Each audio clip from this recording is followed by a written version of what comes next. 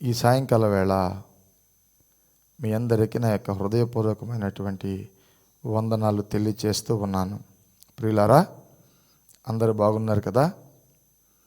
మీరు మీ కుటుంబము క్షేమంగాను ఆనందంగాను సంతోషంగా గడపాలని ఆశిస్తూ మీ కొరకు నేను నిత్యము ప్రార్థించువారమై ఉన్నాం.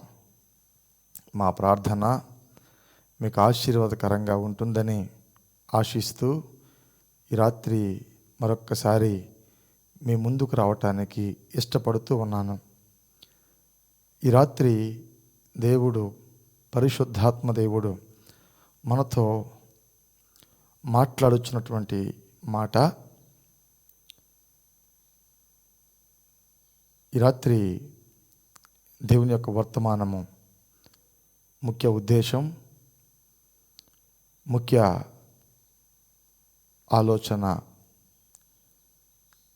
ముఖ్యమైనటువంటి మాట ఏంటంటే అరణ్యంలో ఆకలి కేక. అరణ్యంలో ఆకలి కేక అనేటువంటి దాని మీద మీతో మాట్లాడటానికి పరిశుద్ధాత్మ దేవుడు మనకు సహాయం చేయనివ్వండి. దేవుని యొక్క పరిశుద్ధ వాక్యంలో నుండి సామెతల గ్రంథము 27వ అధ్యాయము 7వ వాక్యంలో ఈ విధంగా వ్రాయబడి ఉంది. ఒకసారి నేను చదువుతాను, జాగ్రత్తగా వినండి. సామెతల గ్రంథము 27వ అధ్యాయము 7వ వాక్యం. కడుపు నిండినవాడు తేనె పొట్టినైనను త్రొక్కివేయను, ఆకలి గొనిన వానికి చేదు వస్తువైనను తీయగా నుండును. కడుపు నిండిన వాడికి తేనె పొట్టెను సహితము అపహసించుకుంటాడు, అసహించుకుంటాడు. ఆకలి గొనిన వాడికి చేదైనను మధురంగా ఉంటుంది. చేదు మధురంగా ఉంటుంది అనేటువంటి మాటలో మనకు అర్థమైనటువంటి చిన్న ఉదాహరణకు ఉన్న మాట ఏంటంటే, అరణ్యంలో ఇశ్రాయేలు ప్రజలు అరణ్య ప్రయాణం చేస్తున్నప్పుడు ఆ అరణ్యంలో వాళ్లకు తినుటకు ఆహారము లేకున్నప్పుడు, త్రాగడానికి నీరు లేనప్పుడు,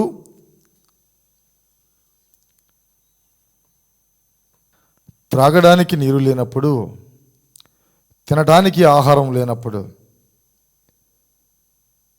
ఆ యొక్క ఇశ్రాయేలు ప్రజలను ఐగుప్తు దేశము నుంచి నడిపించటానికి నాయకత్వం వహించినటువంటి మోషే మీద భయంకరంగా ఆ యొక్క ఇశ్రాయేలు ప్రజలు మోషే మీద కేకలు వేసినట్లుగా మనం చూస్తాం.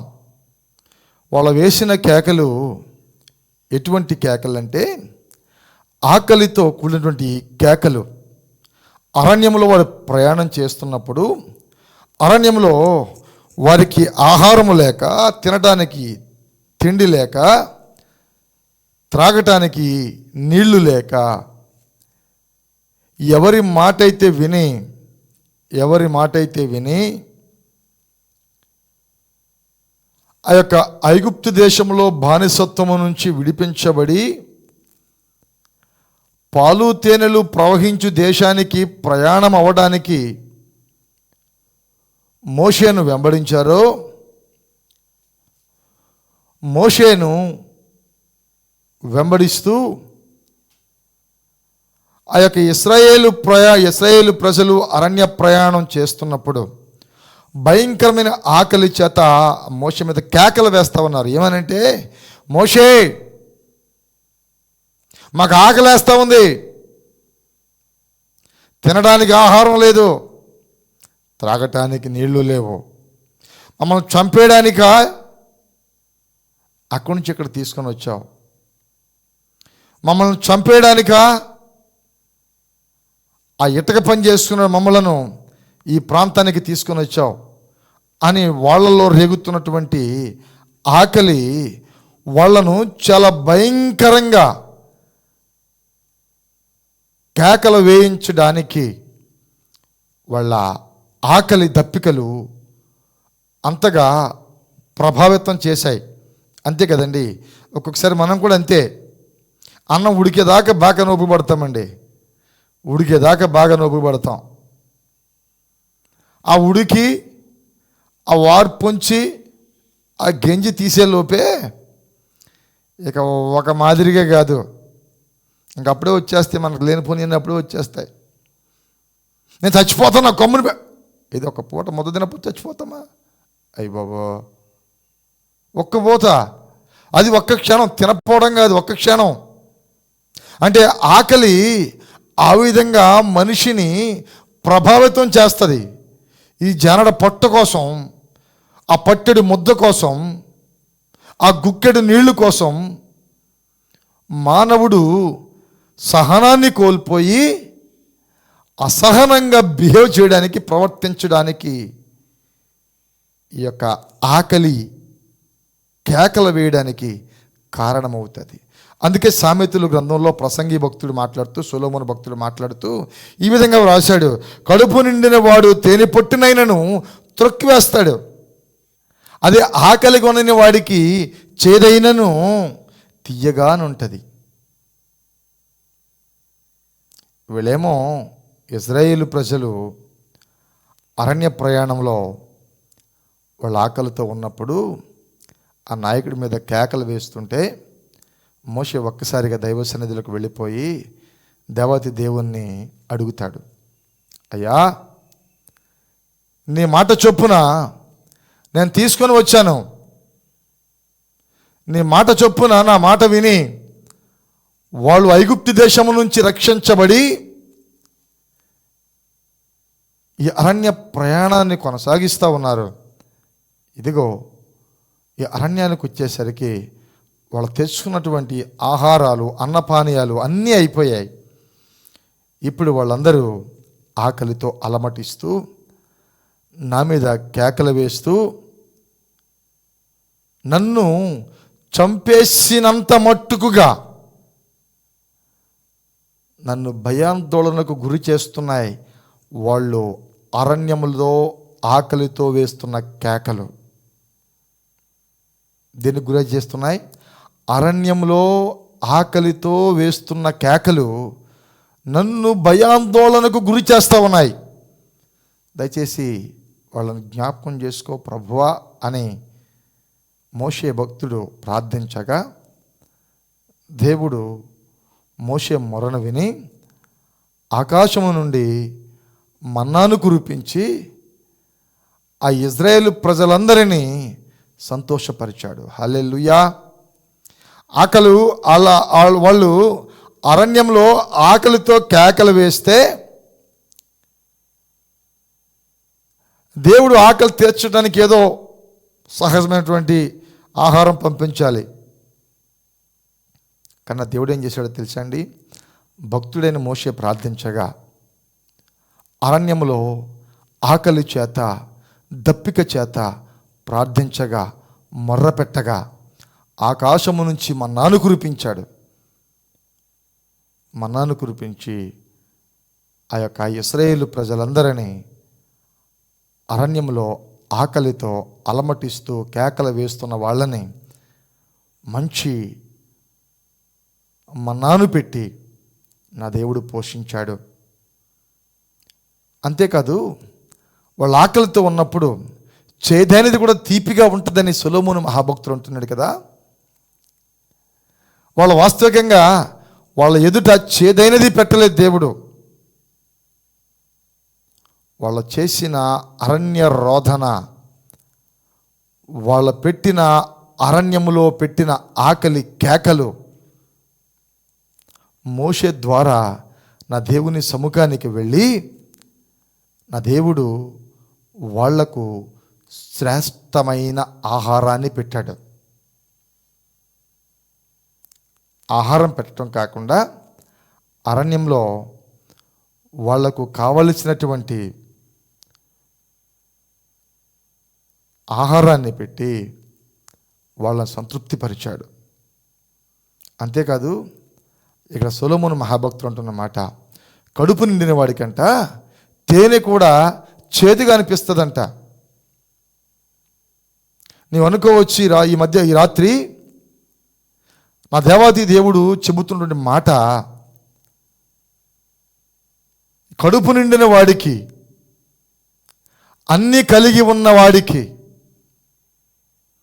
అన్ని వసతులు చక్కగా ఉన్నాయనుకోండి. ఒక ఆయన నేను ఈ విధంగా దర్శించాను ఒకసారి. అని చాలా ఉన్నత స్థితి కలిగిన వాడు. ఆయన ఒకసారి నేను మాట్లాడడానికి వెళ్ళినప్పుడు మాట్లాడటం ప్రారంభించి యోగక్షేమాలు అడుగుతూ ఉన్నాం. ఆయన అంటున్నాడు, అయ్యా నాకు తినడానికి లోటు లేదు, ఉండటానికి లోటు లేదు, నాకు లోటు లేదు, నా పిల్లలకు లోటు లేదు, నాకు మనవుళ్ళకి లోటు లేదు. ఇలా నా వారికి ఎన్నటికీ లోటు ఉండకుండా సంపాదించి పెట్టాను. ఇంకేంటి మరి, అంత బాగుంది కదా, ఇంకేంటి మీకు అని చెప్పేసానంటే ఆయన మాట్లాడుతున్నాడు, ఇదిగోండి ఆ పెరట్లో ఆ మామిడి చెట్టుని చూశారు, ఆ మామిడి చెట్టుని మామిడికాయలు వేలాడుతూ ఉన్నాయి చూశారు, చాలా కాస్ట్లీ మామిడి పండు అండి, అది చాలా కాస్ట్లీది. అసలు ఆ మామిడికాయ చూస్తేనే అసలు అమోఘంగా ఉంటుంది. రైట్, దాని మాట పక్కన పెట్టండి. ఇది ఈ పక్కనే పనస చెట్టు ఉంది కదా, ఇది ఎక్కడిది కాదండి, ఎక్కడో స్పెషల్ అంబాజీపేటలోది. ఇది స్పెషల్. ఈ పనసకాయ తింటే చాలా అమోఘంగా ఉంటుంది. రైట్, అదిగోండి అక్కడ అరటి చెట్టుని చూశారు, అరటిపళ్ళు. అవి ఎక్కడివి కాదండి, కేరళ అరటిపళ్ళు అండి. ఎక్కడే, కేరళ అరటిపళ్ళు అండి. రైట్, ఇంకేంటి సార్, అంతా బాగుంది కదా, చక్కగా ఉంది, మీరు ఆర్గానిక్ ఫుడ్ తింటున్నారు, చక్కగా ఉంది, అంతా బాగుంది కదండి. ఏం బాగుందండి, నా ముఖం బాగుంది, నేను వేసానండి తిందామని. బయట ఫుడ్ తినకూడదు, బయట కాయలు అయ్యో కలిపేసి పండ పెడతారు, తినకూడదని నేను నా పిల్లలందరూ కూడా న్యాచురల్గా తిందామని కష్టపడి తెచ్చి పెంచి పెద్దవాటిని చేసి కాపు కాయడానికి వాటికి కావలసిన వసతులన్నీ చేశానండి. నేను అన్నీ చేశానండి. సరిగ్గా అవి కాపుకొస్తున్నాయి, కాపు కాయడం ప్రారంభించాయి. చక్కగా ఉందండి, చక్కగా ఉంది, బాగుందని చెప్పేసి అని గబగబ వెళ్ళి ఒక 4 కాయలు కోసుకుని, ఫస్ట్ కొత్త ఫలారం కదండి, అంతే మనం కూడా ఇంత కొత్త ఫలారం వచ్చిందనుకోండి, ఒక కాయని మనం డైరెక్ట్ మనం తినేయం, 4 ముక్కలు చేసి ఇంట్లో వాళ్ళందరికీ కొనుక్కొని పంచుతాం. ఆ సంస్కృతి కూడా లేకుండా అతనికి ఆతృతతోటి ఆ చెట్టుకు కాసిన కాయలు గబగబగా కోసుకుని తినేశాడు. దీంట్లో ఏమీ కలపలేదు కదా, ఏ మందు కలపలేదు కదా అని చెప్పేసి అని గబగబా తినేశాడు. గబగబా తినేస్తే తిన్న కొంతసేపు చాలా శ్రేష్టంగా బాగానే ఉంది. ఒక అరగంట అయ్యేసరికి బాబుగారు నిలబడలేకపోతున్నాడు, కూర్చోలేకపోతున్నాడు. అప్పుడు భయం వేసి వాళ్ళ ఇంటి పెద్దవాళ్ళని పిలిచి, వాళ్ళ భార్యమని పిలిచి, ఏంటయ్యా వస్తున్నాను కాదు, త్వరగా రా, నువ్వు రాకపోతే నేను రావచ్చు కదా, నేను ఇంట్లో వంట చేస్తున్నాను, నువ్వే రా అంటే, అబ్బో మీ దగ్గర నేను రాలేకపోతున్నాను, నీ దగ్గరికి నేను రాలేకపోతున్నాను. ఇప్పుడేగా బాగా తిన్నావు, అది తిన్నాను, సరే తిన్నాక బాగానే ఉంది, తినేటప్పుడు బాగానే ఉంది, కానీ తిన్న తర్వాతే నీ దగ్గరికి వస్తాక ఓపుకుంటలేదు, రా.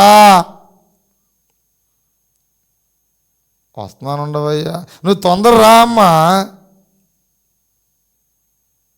అంటే గబగబా వచ్చేసరికి బాబు గారు పాపం కుర్చీలోంచి పైకి లెగుతలేదు, కుర్చీలోంచి పైకి లెగుతలేదు, చేయి పట్టుకుని లేపుతున్న లెగుతలేదు. అప్పుడు ఏంటయ్యా అంటే, ఇప్పుడే అదిగా చెట్టుకి కాయలు కాసినాయి కదా, ఆ కొత్త పలారం అని చెప్పేసి అని మీకు ఎవరు కట్టకుండా కోసుకుని కాయ నేను తినేసాను. ఇప్పుడే తినేసి తర్వాత బాగుంది, తినేప్పుడు బాగుందమ్మా, తినేసాక ఇదిగో లేకపోతున్నారు అమ్మోయ్ అని అంటే, అప్పుడు గబగబా ఆ ఇంట్లో పనివారిని పిలిచి హాస్పిటల్ తీసుకుని వెళ్తే హాస్పిటల్ అన్ని చెకప్లు చేసి, ఏం తిన్నావు ఏంటి డాక్టర్ గారు, ఏం తిన్నావు డాక్టర్ గారు అంటున్నమాట. పెద్ద అయినా ఏం తిన్నావు, ఏం తినడం ఏంటంటే, ఇదిగో మంచి బంగిని పెళ్ళికాయ, మామిడికాయ నేనే సొంతంగా చెట్టేసి కాయ కాయించి, కాయ కాసిన తర్వాత కాయ కోసుకుని ఎటువంటి దాని మీద పదార్థాలు వాడకుండా న్యాచురల్గా పండిందని ఇదిగో ఒక 4 కాయలు తినేసాను. 4 కాయలు తినేసాను.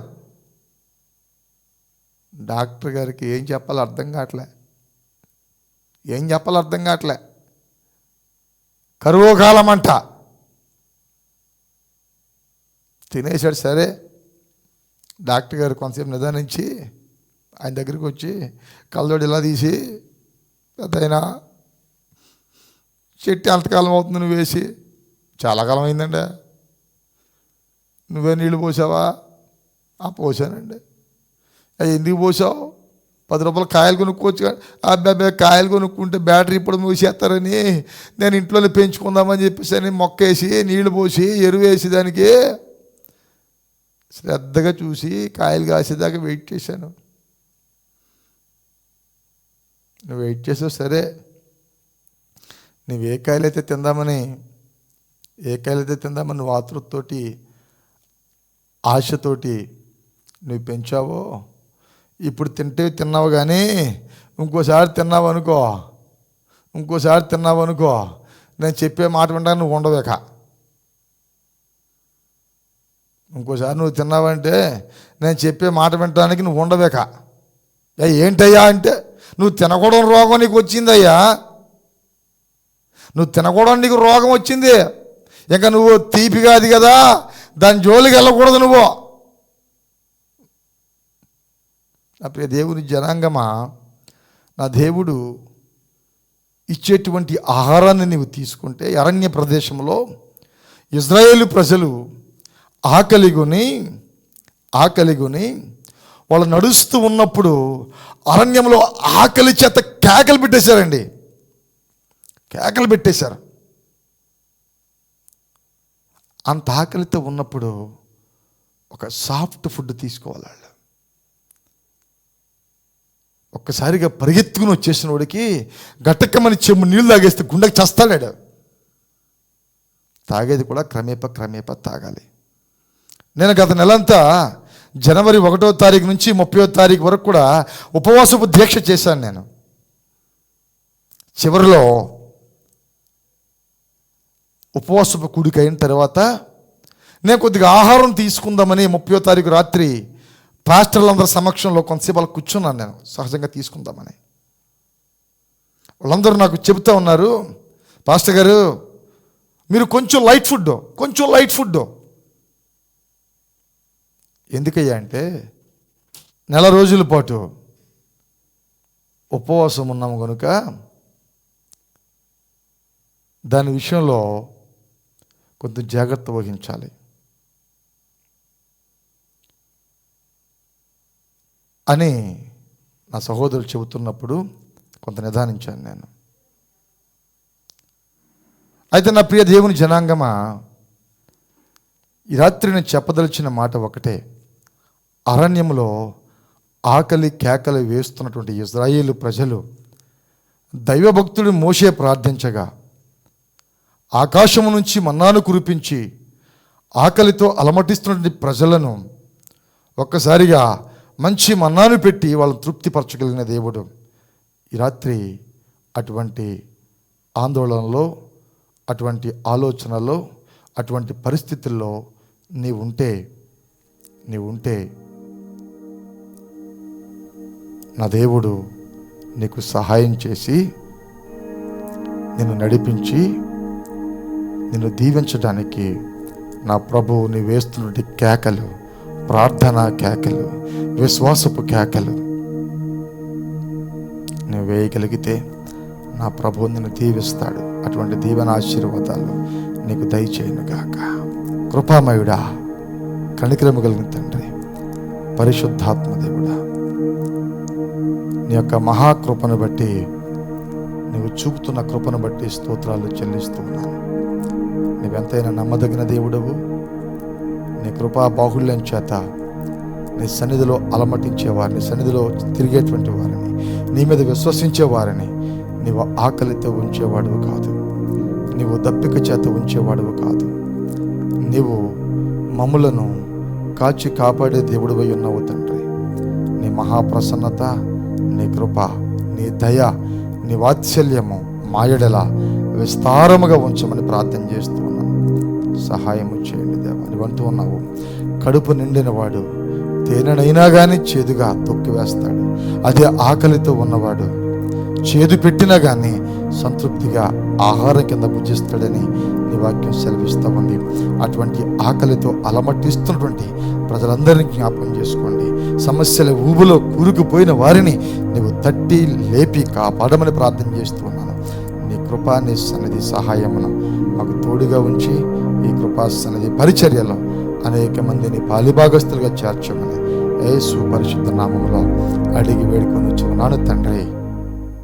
ఆమెన్. ప్రియులారా, మరొక చిన్న మనవి, మీరందరూ జ్ఞాపకం చేసుకోండి, ప్రార్థించండి.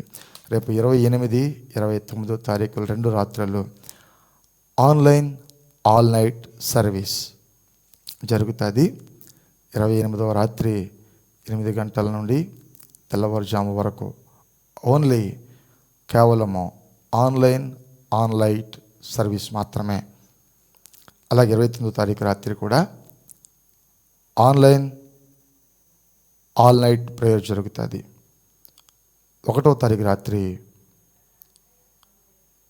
వాగ్దానపు కూడిక జరుగుతుంది. దానికి మీరు రావచ్చు. మీరందరూ కుటుంబంగా రమ్మని ప్రేమతో తెలియచేస్తూ ఉన్నాను. ఒకవేళ రాలేకపోతే కనుక ఈ 3 రాత్రులు కూడా ప్రత్యక్ష ప్రసారంలో మీకు ప్రసారం చేయబడుతుంది. తప్పకుండా వీక్షించండి. మీ బంధువులకు, మీ స్నేహితులకు ఈ సమాచారాన్ని తెలియచెప్పండి. అంతేకాదు, యూట్యూబ్లో కృపా సన్నిధి అనేటువంటి ఛానల్ను మీరు సబ్స్క్రైబ్ చేసుకోండి. యూట్యూబ్ ఛానల్లో కృపా సన్నిధి అని టైప్ చేయగానే నా ఫోటోతో ఒక డీపీ కనపడుతుంది. దానిని మాత్రమే సబ్స్క్రైబ్ చేసుకుని మీరు లైక్ చేసి షేర్ చేయండి. అలాగే ఫేస్బుక్లో కూడా కృపా సన్నిధి అనేటువంటి ఫేస్బుక్ అఫీషియల్ ఛానల్ కూడా ప్రారంభించామని చెప్పడానికి సంతోషిస్తూ ఉన్నాం. మీలో చాలామంది ఫేస్బుక్ అలవాటు ఉన్నవాళ్ళు ఉంటే దాన్ని మీరు ఫాలో చేయండి. ఫేస్బుక్లో ఫాలో అవ్వండి. దానిలో కూడా ప్రత్యక్ష ప్రసారము ఇవ్వబడుతుంది. కనుక ఇవన్నీ వర్తమానాలన్నీ మీరు ఎప్పటికైనా చూడొచ్చు. ప్రీవియస్ వర్తమానాలు మీరు చూడొచ్చు, లైవ్లో చూడొచ్చు. ప్రతి విషయాలు దీంట్లో మీకు షేర్ చేయబడతాయి.